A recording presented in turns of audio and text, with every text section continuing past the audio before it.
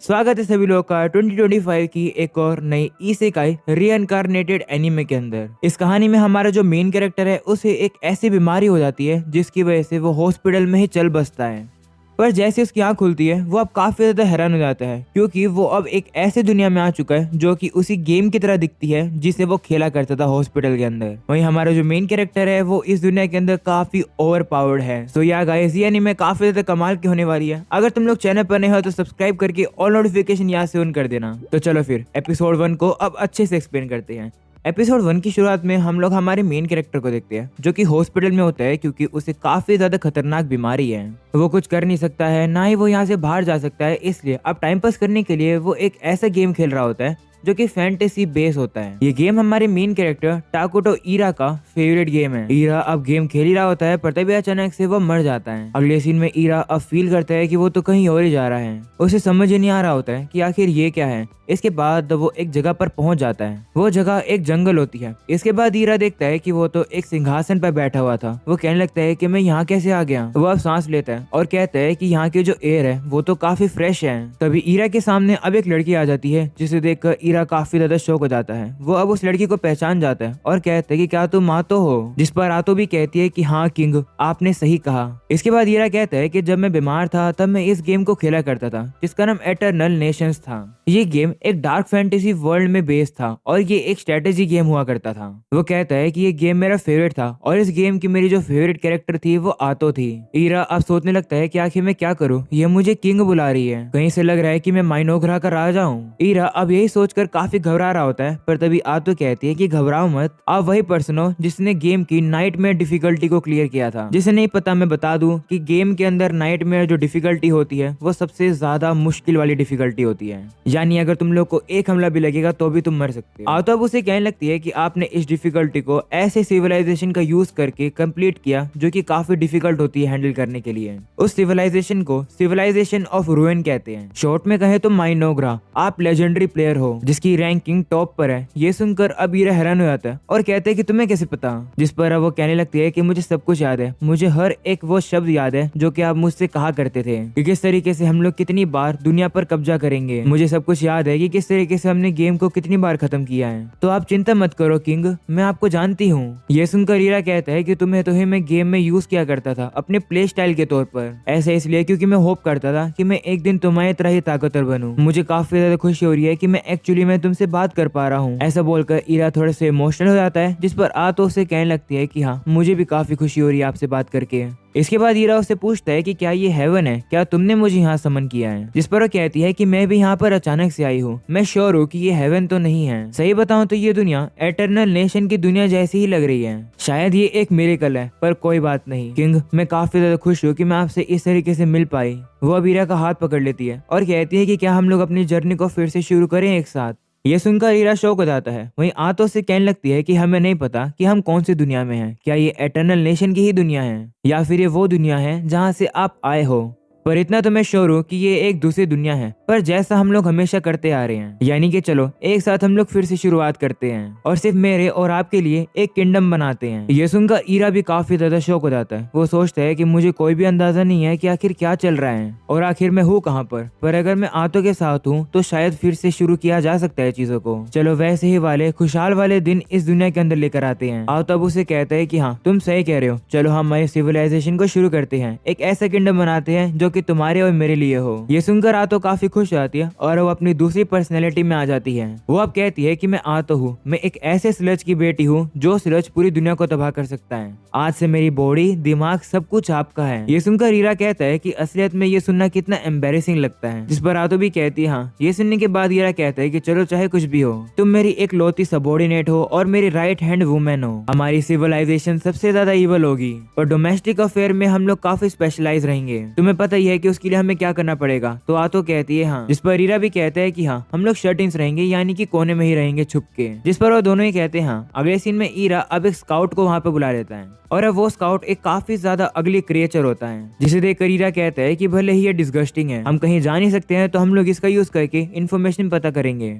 इससे हमारे बारे में किसी को पता भी नहीं चलेगा। ईरा उस कीड़े से कहता है कि मैं तुम्हें हुक्म देता हूँ कि जाओ जाकर एरिया को चेक करो। तो वो कीड़ा भी मान जाता है और वो काफी तेजी से वहाँ से चला जाता है। वहीं ईरा कहने लगता है कि मैं इस कीड़े के साथ अपने विजन को भी शेयर कर सकता हूँ, बिल्कुल गेम की तरह। पर ऐसा करने में मेरा 100 माना लग गया, मेरे पास अब 100 माना ही बचा है, और अगर हमें अपना बेस बनाना है तो उसे बनाने में मेरा 20 माना लगेगा। ये सुनकर आतो कहती है कि माना तो काफी इंपॉर्टेंट है, हमें उसे वेस्ट नहीं करना चाहिए ऐसे ही। तो ईरा कहता है कि सच बताऊं तो मैं एक वॉरियर बनाना चाहता हूँ जो कि हमारे लिए लड़ाई करे, पर इतने माना में तो कुछ भी नहीं हो पाएगा। जो सुनकर आतो कहती है कि आप चिंता मत करो, अगर लड़ने की बात आएगी तो मैं लड़ लूंगी। ऐसा बोलकर वो कहती है कि काश मैं ऐसा कह पाती। ईरा अब कहने लगता है कि हाँ तुम सही कह रहे हो, जो हीरो की यूनिट होती है और आतो वो टाइम के साथ ही ताकतवर बनती है, पर तुम्हारा अभी का जो स्ट्रेंथ है वो सिर्फ 3 है। इसका मतलब है कि जो हमारे किंगडम माइनोग्रा है उसके लिए काफी रिस्की जगह है अभी। अगर हमारे सामने कोई पावरफुल एनिमी आ भी गया तो हम लोग नहीं बच पाएंगे। डिफिकल्टी तो सही में काफी हाई है। वो अब उदास हो जाता है, जो देखकर आतो कहती है कि दुखी मत हो। अगले सीन में ईरा अब उसे कीड़े की विजन को देख रहा होता है। वो आतो को बताता है कि ये कीड़ा पूरे फॉरेस्ट में जा चुका है, पर अभी तक मुझे कोई भी जानवर या फिर मॉन्स्टर नहीं मिला। ये सुनकर वो कहती है कि ये जगह तो छिपने के लिए बिल्कुल अच्छी है, पर ये बात काफी अजीब है कि इस फॉरेस्ट में कोई जानवर नहीं है। वहीं ईरा कहते हैं कि खाने के लिए भी कुछ नहीं है फॉरेस्ट के अंदर। एक काम करता हूँ, थोड़ा देर और स्कैनिंग करता हूँ। ये सुनकर अब आतो से कहती है कि माफ करना,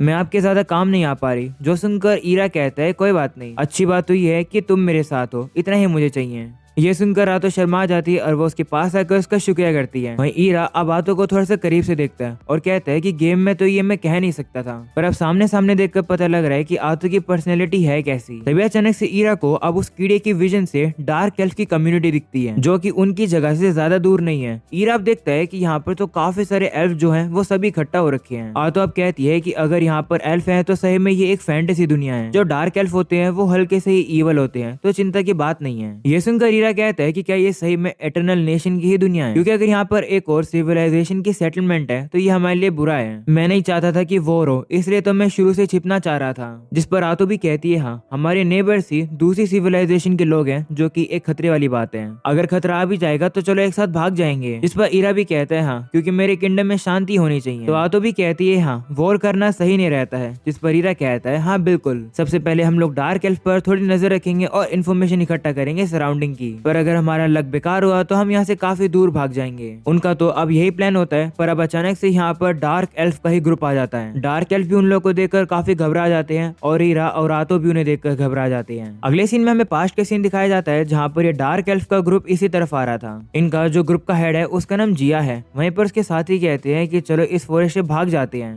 जिस पर जिया कहता है कि ऐसे करके क्या ही हो जाएगा, वैसे भी हमें हमारे एरिया से ही भगा दिया गया, हमारे पास कहीं भी जाने की भी जगह नहीं बची है, बिल्कुल खाना भी नहीं है। ऐसे ही चलता रहा तो जितने भी बच्चे हैं वो सर्वाइव नहीं करेंगे। इस फॉरेस्ट में कम से कम थोड़ी बहुत वेजिटेबल्स मिल तो जाती हैं, थोड़ा सा और खोजेंगे तो जरूर खाना भी मिल जाएगा। वहीं पर उसके साथी कहती है कि यहाँ से जो आगे वाली जगह है उसको अकर्स्ड लैंड कहते हैं। कहा जाता है कि उस जगह के अंदर किसी इवल चीज को सील करके रखा गया है। इस बात पर जिया विश्वास ही नहीं करता है। वो कहता है कि अगर कोई इतनी बुरी चीज होती तो यहाँ पर इस तरीके से पेड़ वगैरह नहीं उग रहे होते। हार नहीं मानते हैं, हम लोग आगे बढ़ते हैं। जिस पर सभी लोग भी कहते हैं हाँ। सभी लोग अब आगे बढ़ ही रहे होते हैं। वहीं पर जिया अपने मन में कहता है कि सही बताऊं तो ये फॉरेस्ट सही में डरावना है। अगर कोई बुरी चीज एग्जिस्ट करती भी है तो भी मैं यहाँ से भाग नहीं सकता हूँ, क्योंकि सिर्फ हमारे ग्रुप के अंदर ही जान बची है, तो हमें लोगों को खाना ढूंढना पड़ेगा। वो अब जैसे आगे आता है उसे अब ईरा की खतरनाक प्रेजेंस फील हो जाती है। वो तो ईरा को अच्छे से देख भी नहीं पाया था, उसे तो बस वो एक एंटिटी दिखाई दे रहा था। जिया अब ईरा को देखकर घबरा जाता है और कहता है कि ये क्रिएचर तो बहुत ही ज्यादा ईवल है, मुझे सावधान रहना होगा। अगर मैंने एक भी गलत एक्शन लिया तो मेरी पूरी फैमिली खत्म हो सकती है।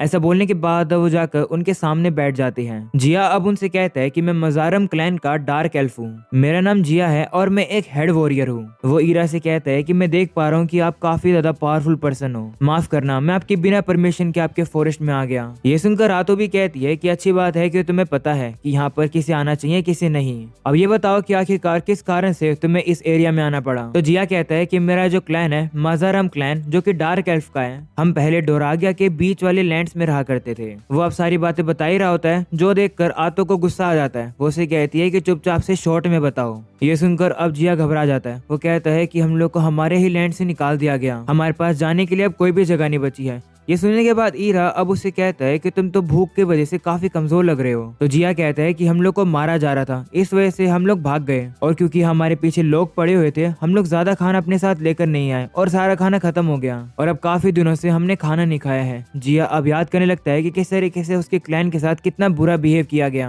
वो अब कहने लगता है कि आखिरकार हम लोगों ने ऐसा किया क्या था जिसकी वजह से हमें ऐसी हालत मिली। हम तो बस शांति वाली जगह चाहते थे, क्या ऐसा सोचना एक गुनाह है? तभी ईरा उसके सामने काफी सारे सेब फेंक देता है और कहता है कि ये तुम्हारे लिए है, क्या तुम्हें पता है कि ये क्या है? इन्हें एप्पल्स कहते हैं। जिस पर जिया कहता है कि आज तक मैंने जितने फ्रूट्स देखे उनमें से मैंने ये कभी नहीं देखा। जिया अब सोचता है कि क्या मैं इसे यहाँ पर खा लूं, पर बाकी के लोग भूखे हैं, उनका क्या होगा? वो हिचकिचाई रहा होता है, पर उसके बाकी साथी तो सेब खा लेते हैं और कहते हैं कि ये तो काफी कमाल का है। ये सुनकर ईरा कहता है कि मेरे पास और भी फल है। ऐसा बोलने के बाद वो उन फल्स को जिया के सामने फेंक देता है, पर जिया उन्हें अब भी खा नहीं रहा होता है, जो देखकर आ तो गुस्से में आ जाती है और कहती है क्या हुआ, मेरे किंग तुम्हें ये ऑफर कर रहे हैं और तुम इन्हें नहीं खाओगे? ये सुनकर जिया अब अपना सर नीचे झुका लेता है। वो कहता है कि मेरे क्लैन के और भी काफी सारे लोग हैं जो कि इस लैंड में आए हैं, हमारे साथ छोटे बच्चे भी हैं जो कि काफी भूखे हैं, उन लोगों ने काफी दिनों से खाना नहीं खाया। आपने ये जो फ्रूट दिए हैं ये काफी कमाल के हैं, मैं चाहता हूँ कि मेरी जगह इन फ्रूट्स को मैं उन बच्चों को खिलाऊं, इसलिए प्लीज मदद करो। ये सुनने के बाद ईरा को उस पर रहम आ जाता है और अब वो उनको फ्रूट के साथ साथ काफी सारी वेजिटेबल्स भी दे देता है। ये देखकर जिया काफी ज्यादा खुश हो जाता है क्योंकि आज तक किसी ने भी उनकी मदद नहीं करी है। वहीं ईरा उन लोगों को काफी सारी वेजिटेबल्स और फ्रूट दे देता है, जो देखकर तो अब आतो भी हैरान हो जाती है। ईरा अब उन लोगों से कहता है कि ये सारे फल तुम्हारे हैं, जो सुनकर वो खुश हो जाते हैं और उसका शुक्रिया करते हैं। वहीं जिया अब ईरा से कहता है कि आखिरकार आप हो कौन? तो ईरा बताता नहीं है, वो कहता है कि ये तुम्हारे हैं। अगले सीन में हमें अब बाकी के डार्क एल्फ को दिखाया जाता है जो कि अब काफी ज्यादा बुरी हालत में होते हैं भूख की वजह से। इतने में ही जिया और उसके बाकी साथी अब खाना लेकर आ जाते हैं।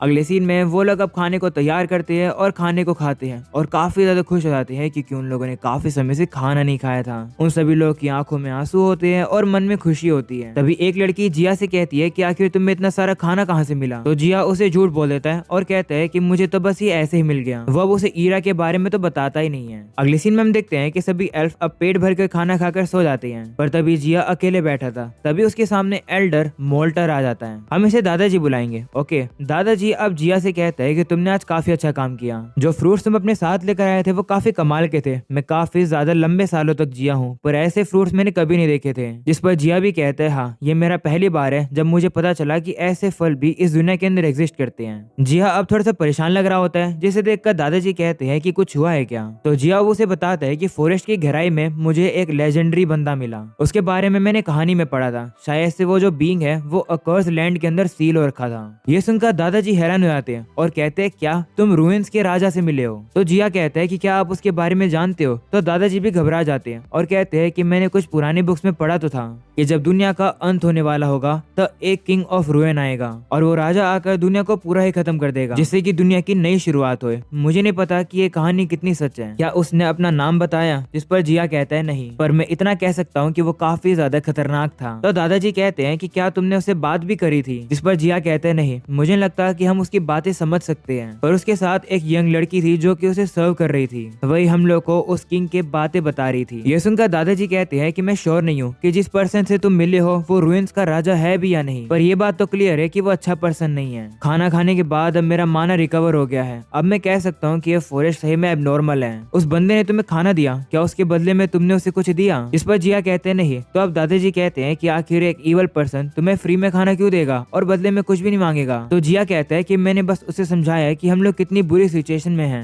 और उसने हमारी मदद करी। जिस पर दादाजी कहते हैं कि आखिर रूइंस का राजा ऐसा करेगा ही क्यों? तो जिया कहते हैं आशीर्वाद के तौर पर, उसे हमारी सिचुएशन देखकर सिंपैथी आ गई हम पर और उसने हमारी मदद करी। ये सुनकर दादाजी गुस्से में आ जाते हैं और कहते हैं कि क्या तुम उसे आशीर्वाद कहते हो? कहीं उसने तुम्हें मैनिपुलेट तो नहीं कर लिया? जिस पर जिया कहता है कि नहीं। तो दादाजी कहते हैं कि तो तुमने ऐसे क्यों कहा कि उसने तुम्हें अपना आशीर्वाद दिया? इस बात को उस पर्सन से कहा जाता है जिसकी रिस्पेक्ट करते हैं। तो जिया भी कहता है कि आप पागल हो क्या? उसके आशीर्वाद की वजह से तो हमारी मदद हुई है, हम मर रहे थे पर बच गए, इसलिए हम लोग उसे रिस्पेक्ट तो देंगे ही। तो दादाजी कहते हैं कि लेकिन हम लोग यहाँ पर एक इवल पर्सन की बात कर रहे हैं। ये सुनकर जिया कहता है कि तो तुम्हें क्या लगता है कि मुझे क्या करना चाहिए था उस समय पर। तो दादाजी कहते हैं कि इसका जवाब तो मुझे भी नहीं पता। दादाजी अब उसे माफी मांगते हैं और कहते हैं कि माफ करना, वैसे तुमने सही में काफी अच्छा काम किया। उस राजा से मैं नेगोशिएशन करूंगा डार्क एल्फ का लीडर होने के नाते। मुझे जीतो है 2 सेंचुरीज हो गई है, मैं कुछ न कुछ तो करूंगा ही। मुझे नहीं पता कि हमारे वो दिन कब आएंगे जब हम लोग शांति से सोएंगे।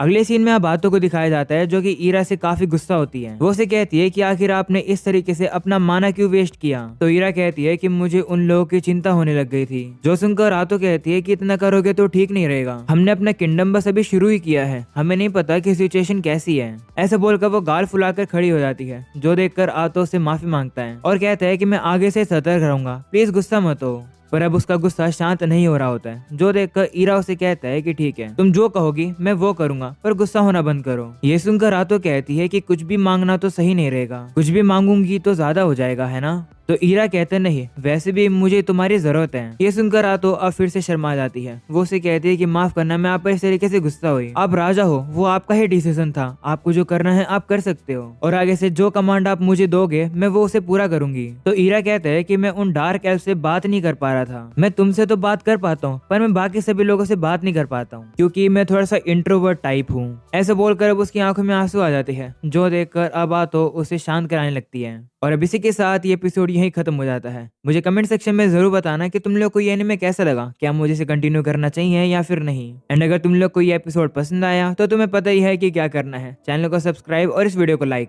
तो अब मैं मिलूंगा तुम लोगों से नेक्स्ट वीडियो में, तब तक के लिए बाय बाय।